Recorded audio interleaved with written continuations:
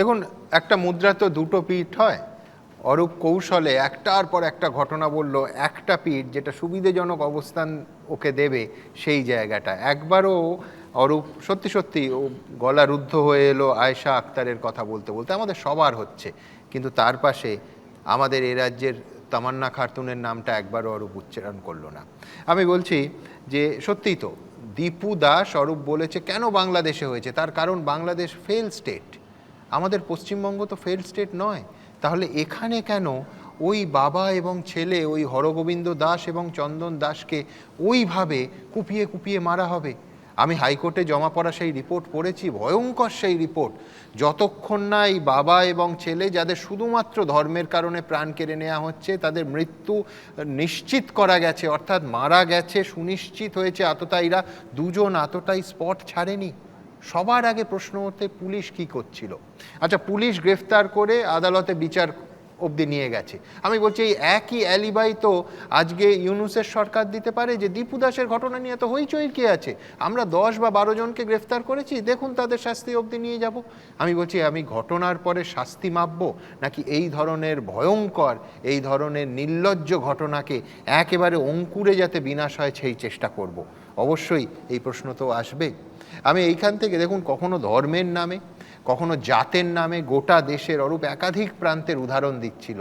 গোটা দেশের একাধিক প্রান্তে যখন ভোট হয়েছে কিংবা চূড়ান্ত হিংসা হয়েছে, তখন এই বাংলার বহু মানুষ গর্বের সঙ্গে বলতেন ওসব গোবলয় হয়, পশ্চিমবঙ্গের রাজনীতিটা অন্যরকম। আজ 2025-এর পশ্চিমবঙ্গে দাঁড়িয়ে কিন্তু আর এই আত্মশ্লাঘার জায়গা নেই। আমরা প্রত্যেকে জানি কেন সংখ্যালঘু ভোট, সংখ্যালঘু ভোট, ভোট ব্যাংক এই নিয়ে এত আলোচনা, যে এই রাজ্যের 294টা বিধানসভা আসনের মধ্যে কম বেশি 125টাতে মুসলমান ভোট নির্ণায়ক ভূমিকা নিয়ে থাকে। 2006 সালের নির্বাচনে, আমি পরপর উদাহরণগুলো রাখলে একেবারে ছবিটা পরিষ্কার হয়ে যাবে। 2006-এর নির্বাচনে এই 125টা আসনের মধ্যে বামফ্রন্ট জিতেছিল 102টো আসনে। সেই সুবাদে বামেরা ওই 235 সংখ্যাটা, ওই রেকর্ডটা ছুঁয়েছিল। আবার 2011 সালে আসুন, এই 125টা আসনের মধ্যে তৃণমূল কংগ্রেস 95টা আসন জিতে নিয়েছিল, রাজ্যে ক্ষমতায় চলে এসেছিল। সুতরাং এ রাজ্যে শাসন ক্ষমতায় বসতে গেলে সংখ্যালঘু ভোট কত বড় ফ্যাক্টর সেটা বোঝার জন্য কোনো বিশেষজ্ঞের প্রয়োজন হয় না। কিন্তু সেই তুলনায় কি কোনো আমলেই মুসলমান প্রার্থীদের টিকিট দিয়েছে কোনো রাজনৈতিক দল? সজলরা তৃণমূলের বিরুদ্ধে মুসলিম তোষণের অভিযোগ আনে বটে, কিন্তু পরিসংখ্যান একেবারে অন্য কথা বলে। 2011 সালে তৃণমূল ক্ষমতায় আসে যখন, তখন এ রাজ্যে মুসলমান বিধায়ক ছিলেন 59 জন। 2016 সালে সেই সংখ্যা নেমে দাঁড়ায় 56 জনে। আর 2021 সালে এ রাজ্যে মুসলমান বিধায়কের সংখ্যা কমতে কমতে দাঁড়িয়েছে মাত্র 42 জনে। সুতরাং মুসলমানদের কথা মুখে যতটা বলা হয়, যতটা মঞ্চ থেকে বলা হয়, পক্ষে এবং বিপক্ষে দুভাবেই দেখছি, এ রাজ্যের রাজনৈতিক দলগুলো আদৌ কার্যক্ষেত্রে এই সংখ্যালঘু মানুষগুলোর উন্নয়নের ক্ষেত্রে, তাদের চাকরির ক্ষেত্রে, তাদের সরকারি চাকরির ক্ষেত্রে প্রচুর পরিসংখ্যান নিয়ে আজকে বসেছি, কার্যক্ষেত্রে সেটা কি করে দেখায়? এ প্রশ্ন কিন্তু উঠবেই। যাই হোক, আমার পরের বক্তা বাদশা মৈত্র। নমস্কার। আজকের বিষয়টা ঠিক একে অপরের বিরুদ্ধে বলার মতো নয়। আমরা জানি আমাদের প্রতিবেশী দেশ বাংলাদেশে কি অবস্থা চলছে, এবং এই মুহূর্তে আমরা আমাদের দেশে, আমাদের রাজ্যের বিভিন্ন জায়গায় নানা ঘটনা নিয়ে আমরা একইভাবে চিন্তিত, আমাদের আশঙ্কা আছে। একটা কথা আমাদের স্বীকার করে নেওয়া ভালো যে সংখ্যালঘুদের রাজনীতিতে বড়ি করার অভ্যেসটা এটা নতুন নয়। এটা কম বেশি আমরা গোটা দেশ জুড়ে, আমাদের দেশ বাংলাদেশ এবং আমাদের রাজ্য, এটা কম বেশি নানাভাবে নানা সময় হয়ে এসেছে। এটা একদম ধ্রুব সত্য, এতে কোনো, এটা অস্বীকার করার কোনো জায়গা নেই। আজকে বাংলাদেশে যারা হিন্দু, ধরে নেওয়া হয় তারা হাসিনার সমর্থক। আওয়ামী লীগ যে ভোটে জিততেন, বারবার জিতেছিল, তাদের একটা বড় হিন্দুদের বড় অংশের সমর্থন ছিল হাসিনার সঙ্গে। এবং একই সঙ্গে বাংলাদেশে আমাদের রাজ্যে মুসলমানদের একটা বড় অংশের সমর্থন আগে ছিল বামফ্রন্ট সরকারের সঙ্গে, কিছুটা কংগ্রেসের সঙ্গে, এবং বর্তমানে সেটা তৃণমূল কংগ্রেসের সঙ্গে। সঙ্গে থাকাটা অপরাধের নয়। প্রশ্নটা হচ্ছে যাদের সঙ্গে তারা আছেন তারা তাদের নিয়ে কি করছেন। হিংসা নিয়ে অনেক আলোচনা হয়েছে, অরূপ অনেক নাম বলেছে, সুমন প্রচুর কথা আমাদের মনে করিয়ে দিয়েছে। আমি বিস্তারিত আলোচনায় যাচ্ছি না। আমি সুমনের শেষ কথাটা ধরে বলবো, যেটা ঠিক, যে শাস্তি দেওয়াটা তো একমাত্র পথ হতে পারে না। যখন শামসেরগঞ্জে ঘটনা ঘটছে তখন এটা অভিযোগ, তাদের পরিবার থেকে অভিযোগ করা হয়েছে, বারবার করে প্রশাসনের কাছে সাহায্য চাওয়া সত্ত্বেও প্রশাসন তাদের সাহায্য করেনি। অভিযোগ তারা একাধিকবার করেছেন। যিনি প্রশাসনে থাকবেন তার দায়িত্ব যদি সবার প্রতি সমান নজর দেওয়া, আইনের শাসন প্রতিষ্ঠা করা, তাহলে তার দায়িত্ব এটা, তার প্রশাসনের দায়িত্বে যেখানে যিনি ছিলেন সেখানে যদি এই ঘটনা তিনি ঘটিয়ে থাকেন তাহলে তাকে দৃষ্টান্তমূলক শাস্তি দেওয়া। আমরা জানি না শামসেরগঞ্জের ঘটনার জন্য প্রশাসনের কোন স্তরের কোন পদাধিকারী ঠিক কী শাস্তি পেয়েছেন আমরা জানি না। বাংলাদেশও একই অবস্থা। এবং দেখুন, যেটা সুমন বলছিল যে আমরা সংখ্যালঘুদের নিয়ে অনেক কথা বলি, কেউ মন্দির বানাচ্ছেন, কেউ মসজিদ বানাচ্ছেন, কিন্তু মন্দির মসজিদ দিয়ে তো পেটের ভাত হয় না। তার আগে আরেকটা কথা আমার মনে পড়ে গেল, যেহেতু হুমায়ুনদা বসে আছেন এবং হুমায়ুনদার 70-30-এর কথা সজল একটু আগে মেনশন করেছেন, সজলদা। এক্ষেত্রেও বলবো যে আমার প্রশাসক, আমার মাননীয় মুখ্যমন্ত্রী, তিনি কিন্তু সেদিন হুমায়ুন কবিরকে বা তার প্রশাসন তার বিরুদ্ধে কোনো স্টেপ নেয়নি। আমি মুর্শিদাবাদ জেলার ছেলে, হুমায়ুন কবিরের সেই কথার খুব প্রতিক্রিয়া হয়েছিল, কিন্তু প্রশাসন কিন্তু সেদিন তার দায়িত্ব পালন করেনি। তাই এই যে নিরপেক্ষতা, এটা নিয়ে বোধহয় আমাদের, এটা না থাকা নিয়ে বোধহয় আমাদের কারোর মধ্যে আজকে আর কোনো সংশয় নেই যে সংখ্যালঘুকে আমার যখন যেভাবে কাজে লাগবে, তখন লোকসভা নির্বাচন ছিল, তখন একরকম ইকুয়েশন ছিল, তখন সংখ্যালঘুর একরকম প্রয়োজন ছিল। তাই কোনো মন্তব্যকে আমি গুরুত্ব দেব, কোনো মন্তব্যকে গুরুত্ব দেব না। এবং দেখুন, আমাদের দেশে এই স্বাধীনতার পর থেকে আমাদের রাজ্যেও একটা এই সরকারি কর্মচারীদের একটা সেন্সাস হতো, স্টাফ সেন্সাস, কর্মী শুমারি, মানে কোন সরকারি দপ্তরে কোন সম্প্রদায়ের মানুষ কত সংখ্যক চাকরি করছেন তার একটা সেন্সাস হতো। তাতে একটা চিত্র পাওয়া যেত যে আমাদের দেশে, আমি রাজ্যের কথায় আসছি, দেশের কথায় যাচ্ছি না, গুলিয়ে যাবে, অনেক বড় কিছু বলতে হবে, সময় লাগবে, যে আমার রাজ্যে কোন সম্প্রদায়ের মানুষ সরকারি চাকরিতে ঠিক কোথায় কতটা অকুপাই করছেন। গত 9 বছর সেই সেন্সাসটা বন্ধ হয়ে গেছে, শুমারি হয় না। আমরা জানতে পারি না যে সরকারি চাকরিতে কোন সম্প্রদায়ের প্রতিনিধিত্ব কতটা। আমি মঞ্চ থেকে একটা সম্প্রদায়ের জন্য অনেক কিছু করছি, এটা মুখে বলছি, সেটা রিফ্লেক্টেড হবে কিসে? কাজে। কাজটা কিন্তু মন্দির বা মসজিদ করা নয়, কাজটা হচ্ছে সরকারি চাকরিতে, শিক্ষায় তাদের অবস্থানটা কি।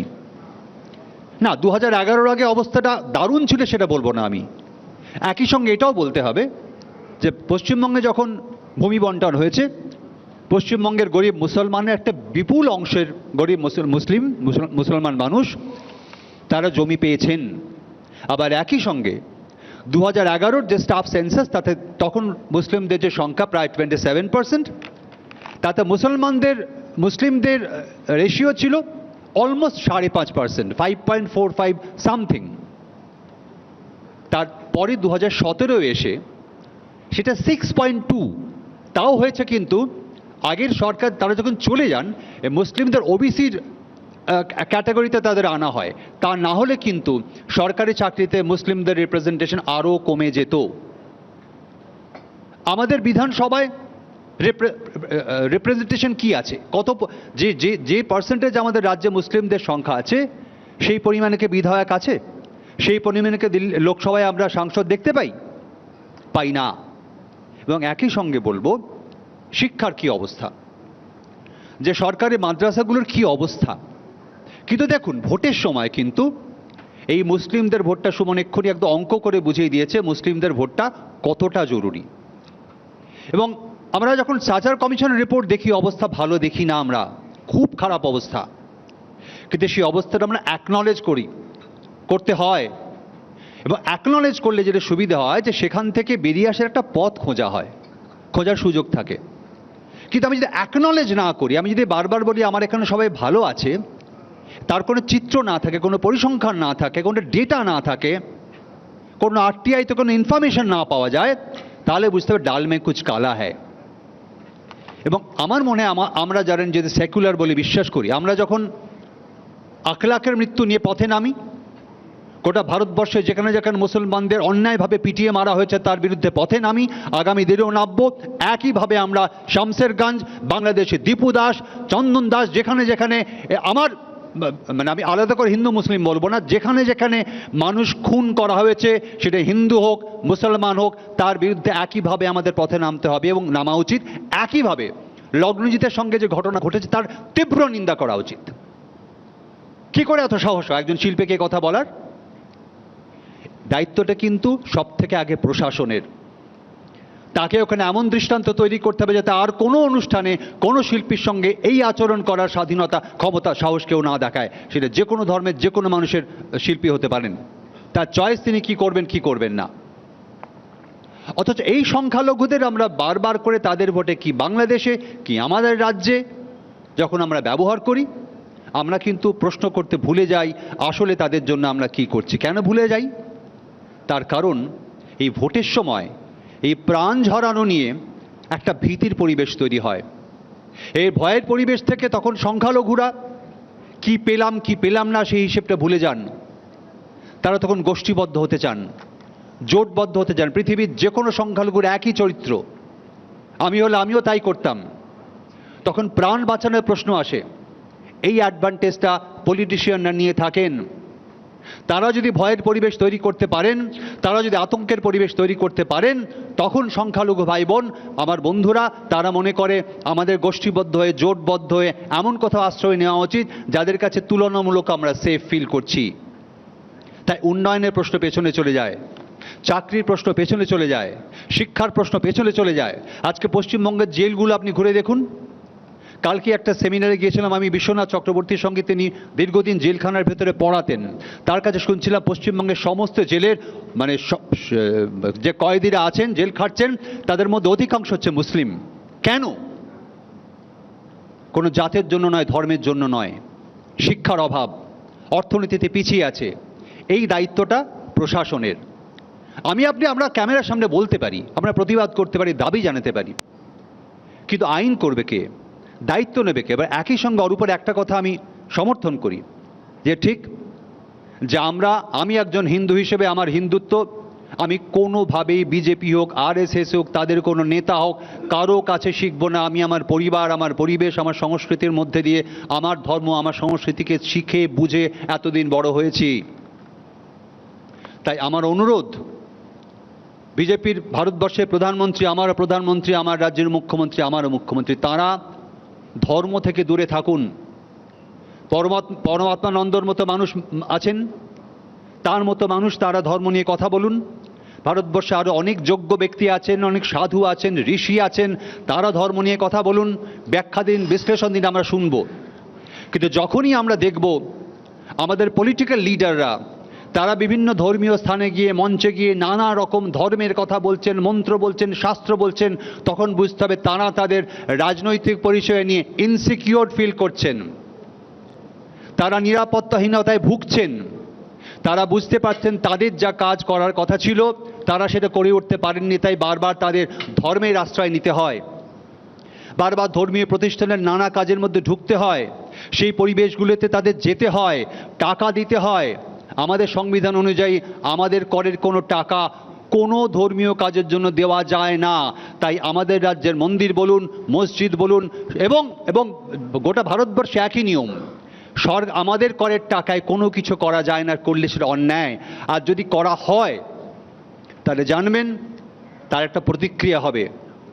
ঠিক যেভাবে পশ্চিমবঙ্গের সরকারি করের টাকা যদি মন্দির তৈরি হয়, তাহলে মুসলমানদের থেকে দাবি উঠবে সরকারি করের টাকায় মসজিদ তৈরি করে দেওয়া হোক।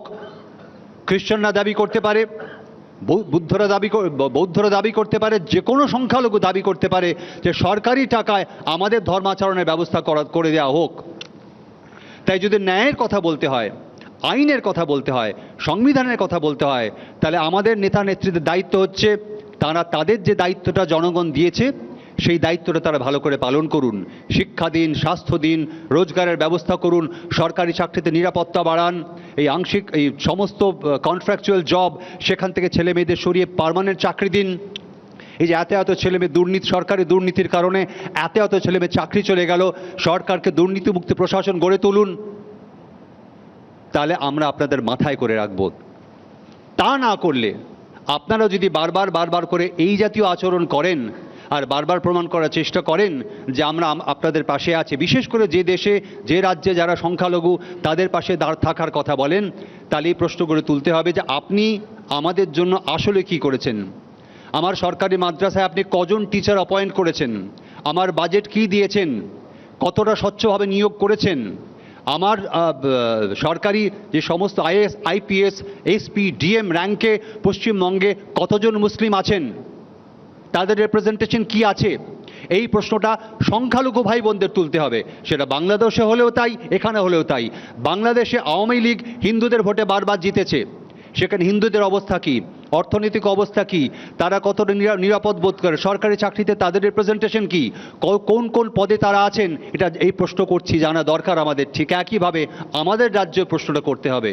তার কারণ বারবার করে যদি আমরা সংখ্যালঘুদের বোড়ে বানাই শুধু নির্বাচনে বৈতরণী পার হওয়ার জন্য, তাহলে একটা দেশ, একটা রাজ্য তার সুষম বিকাশ হতে পারে না। আজ না হয় কাল আমাদের প্রত্যেককে তার খেসারত দিতে হবে।